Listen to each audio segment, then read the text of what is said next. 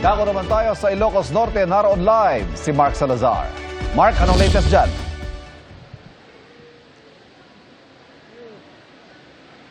Iba, ang latest dito, 42 degrees Celsius na heat index. Danger level yan. Yan ang iniinda ng mga kababayan natin, Ilocanong botante dito sa San Nicolas Elementary School.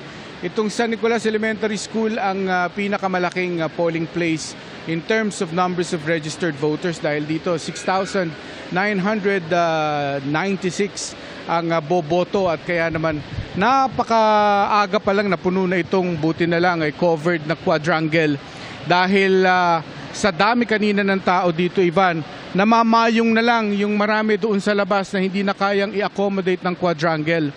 Yung supervisor ng DepEd dito na siyang namumuno sa polling place na ito, pinayagan na nga yung mga ambulant vendors, yung mga nagtitinda ng malamig na inumin, mga merienda kasi maraming mga nahihilo, maaga pa kasing nandito, hindi pa nagbe-breakfast dahil gusto sana makaboto ng maaga. So sama-sama na, init, uhaw at saka nalilipasan ng gutom. So kung makakatulong na may mga nagtitinda rito, may access sa pagkain ng mga naghihintay, ay pinayagan na ang pagtitinda sa loob ng polling place. Minomonitor lang kung ito yung makakadisrupt ng proseso ng pagboto kung hindi naman ipapayagan. So far wala namang problema sa mga dito automated counting machines pero talagang ang kalaban lang talaga init. Alam mo naman, Ivan, pag tayo nagmo-monitor ng heat index, hindi nawawala ito mga Dagupan, Ilocos Norte na pinakamaiinit talaga na lugar sa ating bansa. Pinaghandaan naman yan, in fairness, napakaraming dito malalaking mga industrial fan sa paligid ng nitong quadrangle na ito. Pero alam mo naman, di ba, pag sa tindi ng init, kahit na may ventilador ka, mainit na hangin din ang ibinubuga sa'yo. So I don't know kung paano makakatulong yun.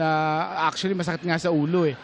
Sisipunin ka kung talagang magka-clog yung iyong mga ilong pagkain talagang nabababarang ka na mainit na hangin. Pero yan talaga kailangan indahin dahil alam mo naman, ang Ilocos Norte, masigasig talagang bumoto. Palagi silang nasa mga top na may voter turnout na mataas.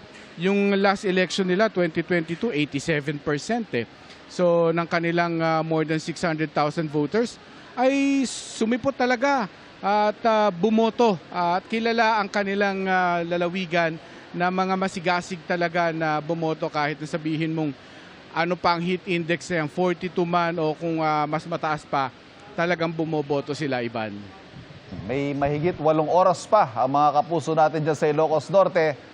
Siguro ma-remind na lang natin sila, magdala po ng, stay hydrated at magdala po ng, tulad ng nabanggit ni Pia, magdala ng panangga sa matinding init na daranasin pa hanggang mamaya alas 7 ng gabi. Mark, maraming salamat.